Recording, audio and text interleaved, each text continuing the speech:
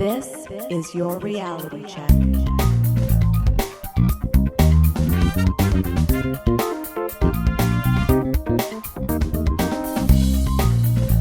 Hi everyone, welcome to The Reality Check, the weekly Canadian show that explores a wide range of controversies and curiosities using science and critical thinking. I'm Cristina Roach. On today's show, recorded June 13th, we bring you 3 diverse and interesting segments. Adam looks into whether a person can suffocate if air can't reach their skin. Darren talks about the plausibility of thought-to-image generation. And one little footnote about Darren's segment, the preprint research he covers is now officially published in the journal Nature. But first, can trained sniffer dogs detect COVID-19? Now, I recently saw a few headlines pop up about COVID sniffing canines. You probably did too.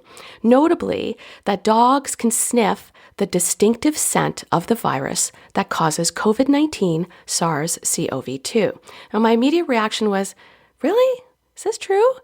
Now, even though we're slowly getting back to some semblance of pre-pandemic life, public health risks still loom large. As many of us wait to be able to travel beyond our borders again, the Globe and Mail published a story June 11th titled, England's COVID-19 reopening plan jeopardized by rapid spread of Delta variant. And here in Canada, Delta variant cases are also popping up, with one Calgary Medical Center reporting 16 cases as of June 11th. There's no question that the pandemic will have a profound effect on the way we travel, at least for the foreseeable future. A CBC News article published just yesterday says, just as the 9/11 attacks transformed the way people travel internationally, so does the COVID-19 pandemic. Hundreds of millions of dollars in new government spending here is planned to help update public health measures at airports and border security. So wouldn't it be amazing if trained sniffer dogs could be used at airports and large public gatherings? 100%. I've learned from being on the show, though, you have to take a good headline with a grain of salt, even if you hope it to be true. So I started digging behind these headlines, and lo and behold, these reports actually have some legs. You can say 4 legs, even. Okay, so you may have seen a lot of news around this lately, for a reason. In April, the journal PLOS One published a proof-of-concept study conducted by a team of researchers at the University of Pennsylvania's School of Veterinary Medicine. For clarity, a proof of concept, as Wikipedia defines it, a realization of a certain method or idea in order to demonstrate its feasibility, or a demonstration in principle with the aim of verifying that some concept or theory has practical potential. Okay, so this study illustrated that trained dogs can identify an odor specific to the virus in people's urine and saliva. Science Daily summarizes this study in a write-up titled, With Impressive Accuracy, Dogs Can Sniff Out Coronavirus. How impressive, you may ask? Well, these dogs identified positive samples with 96% accuracy. The first set of furry study participants are Tuca, Grizz, Toby, Rico, and Roxy. And Roxy was pretty quick. She found a positive sample, the fastest out of the dogs, at 12 seconds. Cynthia Otto is the senior author of the study, a professor and director of the University of Pennsylvania School of Veterinary Medicine Working Dog Center. Otto and the center have many years of experience training medical detection dogs. She said this to Science Daily. This is not a simple thing we're asking the dogs to do. Dogs have to be specific about detecting the odor of the infection, but they also have to generalize across the background odors of different people, men and women, adults and children, people of different ethnicities and geographies. During the study, they discovered that, the dogs can do that. But they have to use many samples in the training. In National Geographic, Otto says, our big question is, can we translate this into an operational usage? Can the dog screen people? I think that's a potential benefit. So 96% accuracy sounds very promising for sure. But you may be thinking what I was thinking. It's not logistically feasible to take a urine sample or saliva sample from everyone coming in and out of a stadium or an airport. So researchers are now studying whether dogs can actually sniff out the virus's scent from sweaty t-shirts, or the t-shirt study, as Otto and her colleagues call it. For the next phase, researchers had to collect hundreds more samples than the first study in order to get the dogs closer to something you might find in community settings. Now, the dogs are, as the article explains, being trained to discriminate between the odors of COVID positive, negative, and vaccinated individuals based on the volatile organic compounds they leave on a t-shirt worn overnight. Now you may ask, is that safe to expose dogs to COVID-positive sweaty t-shirts? Well, here's an excerpt from Science Daily to allay any concern and explains where the samples come from. Collaborators Ian Frank from the Perelman School of Medicine and Audrey Odom-John from the Children's Hospital of Philadelphia provided SARS-CoV-2 positive samples from adult and pediatric patients, as well as samples from patients who had tested negative to serve as experimental controls. Now, Otto worked closely with coronavirus expert Susan Weiss of Penn Medicine to process some of the samples in Penn's Biosafety Level 2+ laboratory to inactivate the virus so they would be safe for the dogs to sniff. Because of the pandemic workplace shutdowns, the researchers moved out of Penn Vet to a trainer's facility in Maryland. And this time they recruited 8 Labrador Retrievers and a Belgian Malinois. None of the pups had done medical detection work before, by the way.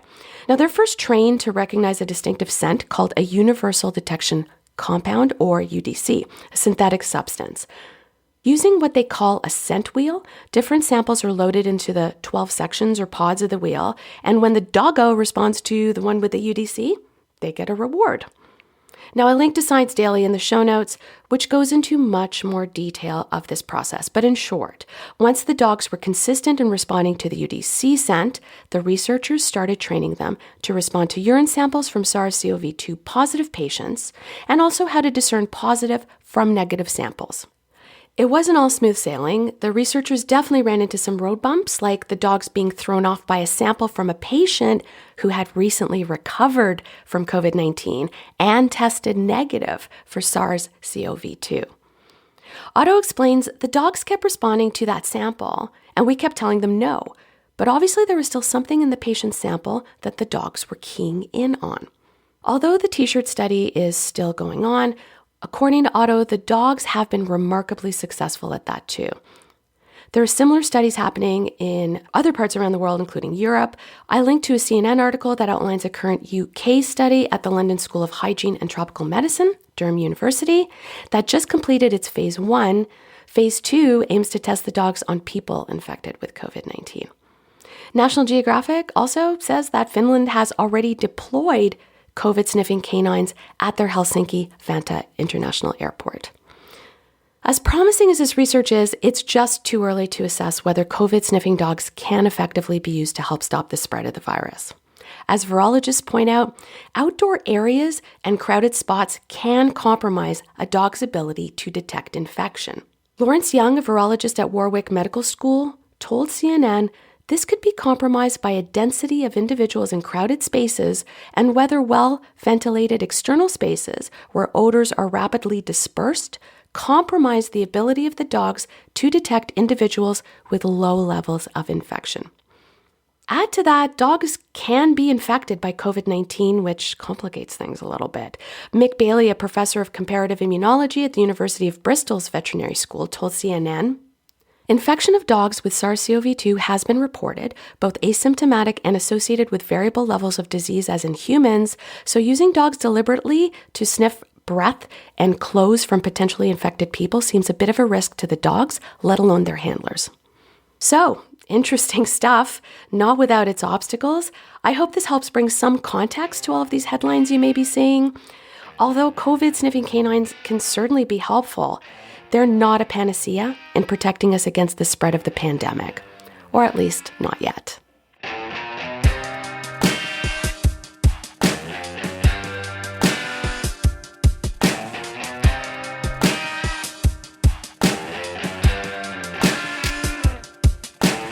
Hi there, listeners. Today I'm going to talk to you about thought-to-image generation.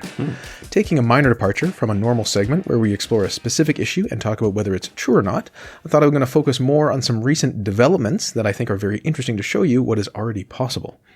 In a way, this approach still fits because if someone makes the claim that we do not currently have the technology to allow generation of images just by thinking, you'll be able to say, actually, practically speaking, we kind of do. What am I basing this on? Well, two technologies that haven't yet been fully combined but seem easily combinable.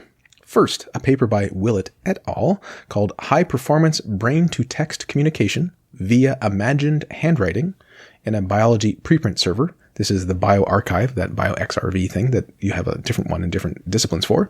But as you can imagine from the title, there's brain-to-text communication via imagined handwriting. Okay.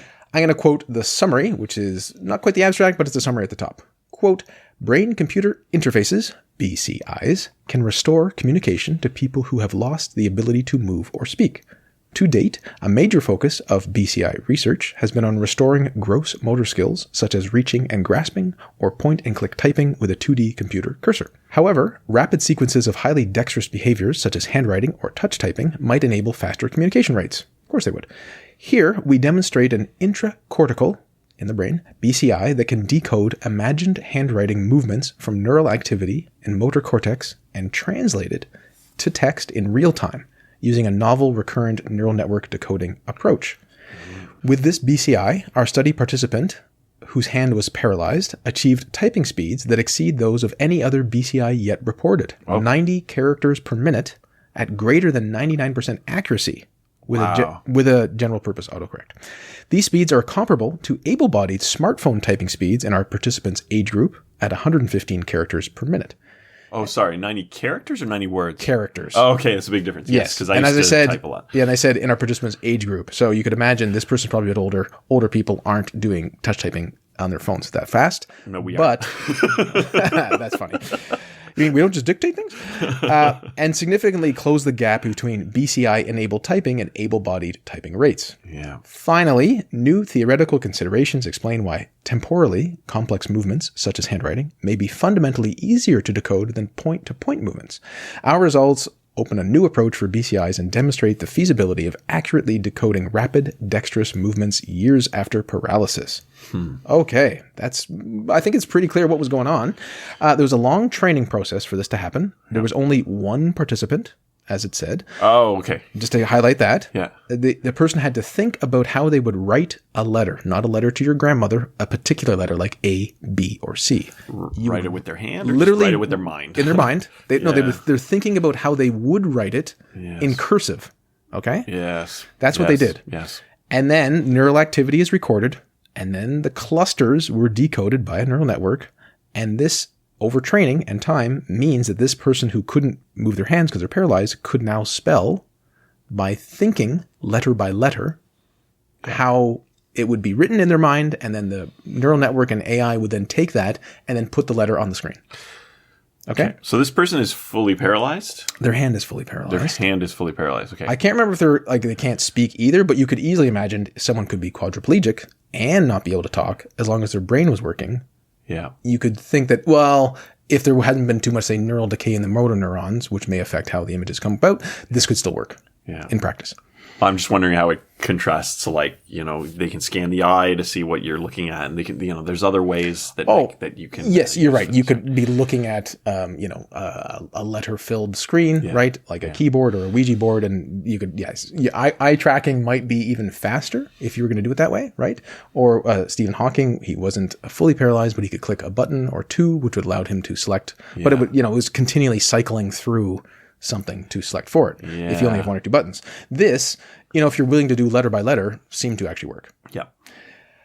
So was it perfect? Oh, of course not. Nothing is. Nothing I've ever seen in the world is. But it works in principle and in practice.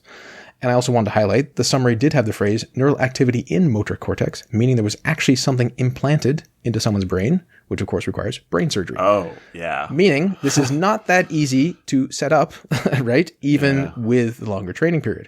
So it has only been shown to work in one person. A larger sample size would be nice, but really you only need one person for a proof of concept. Oh, yeah. Sure. And yes, in the past, they've been able to use EEG, which is on the outside of the scalp, looking at electrical activity to understand how someone might be thinking about certain things. They've also used fMRI, not they, but broadly speaking, science has used fMRI to look at how people might be reacting to different things. And if there's a large enough sample size, they're like, well, this person was in this control group because their brain lit up in this way. But that is not at all the same as spelling letter by letter in a way that you think, and it appears on the screen. There's even a video. You can see the letters appear, and then the person's looking at it, and they can get feedback to some extent and see what they're typing. Pretty cool. So that's just neat as it is. So there you have thought to typing. That's part one, right? Part two, so to speak, in January 2021, OpenAI released a neural network called DALL-E, D-A-L-L-E, which is a combination of DALL-E, D-A-L-I, the artist, and Wall-E from the movie by Disney. Wall-E. Yeah, that can create images from text description. So DALL-E is a modified version of OpenAI's groundbreaking text generator GPT-3, the generative pre-trained Transformer 3 that was released in May 2020. One inputs a text prompt, and DALL-E provides drawings and images that are variations on the text provided. Cool. It works for known images or concepts, but also for creations. What? Yeah.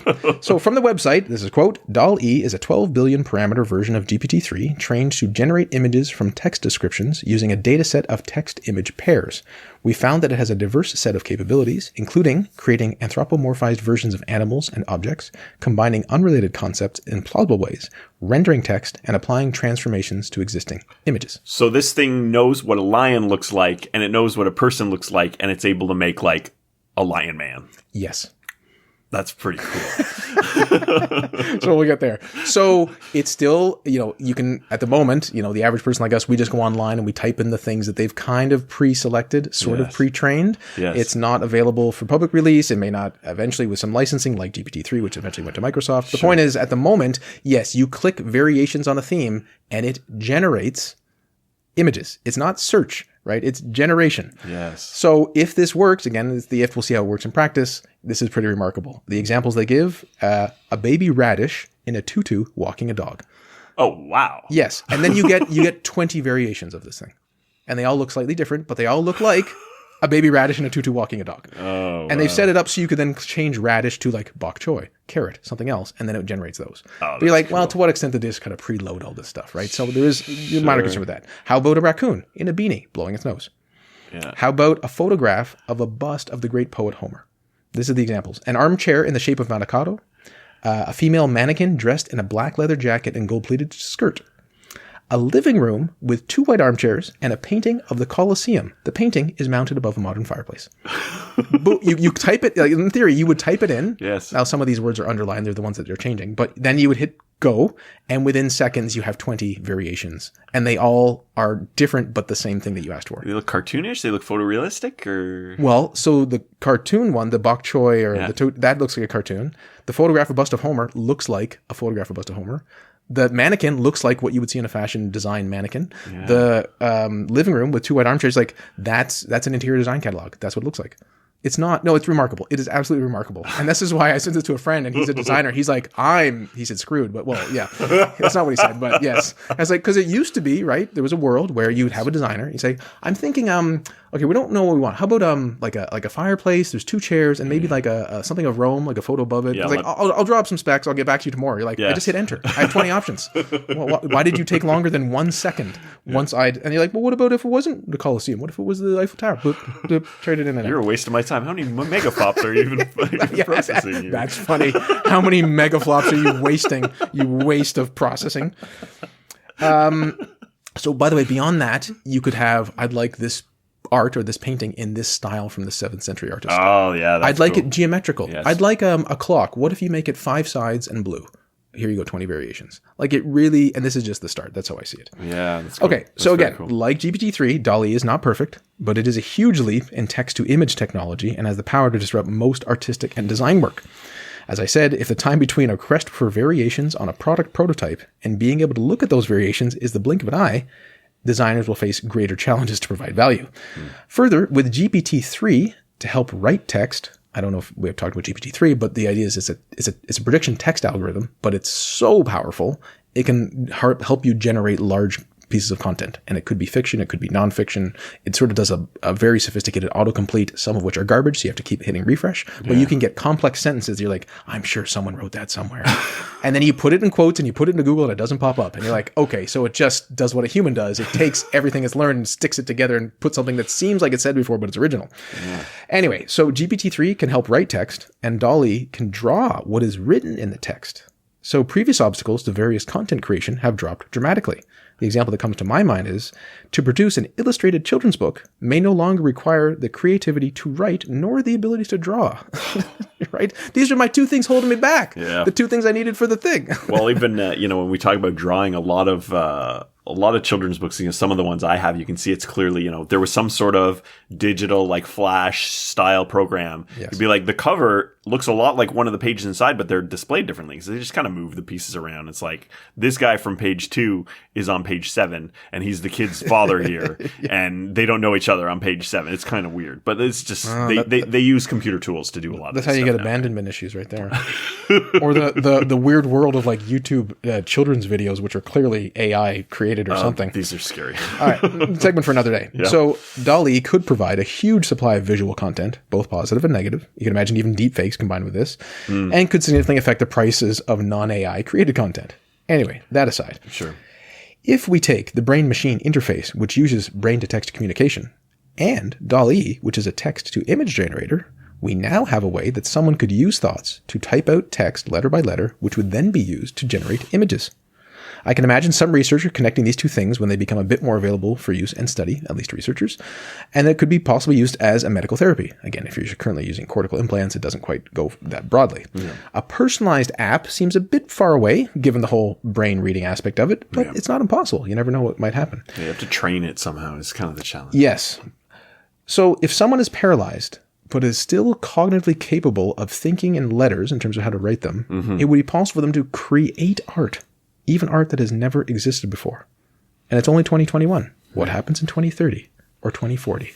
As the guy from the Tune-It Papers says, what a time to be alive. Yeah, I mean, obviously the training aspect is at least today time consuming, and there may never be a way to fully get away from that, right? Like all of a sudden, okay, I'm going to take this thing that works in general and drop it on your head, and maybe you think of A differently than I think of A. But even that, you can, someone can just do a little work and that'll just happen, right? And it'll get better at it and everything. This is you could even imagine a world where, 10, 20 years from now, before you're paralyzed, like just wear this week or wear it like a couple days, a couple times a month. You're like, if anything ever happens, now we generally know how you think about these things. So don't worry, you don't have to train it now. Not really. Just hide it in the hat in your Western theme amusement park and it'll just take care of itself. Oh, exactly. Or perhaps your AR glasses are integrated into your headset, which is integrated into your brainwaves, which is integrated. Yeah, It'll be an interesting thing. So I just think, people like, world's getting worse. You're like, a paralyzed person can create unforeseen art? What? This is amazing. Yeah, that's very cool. Absolutely amazing. So yeah, if anyone says it's not true, well, proof of concept is.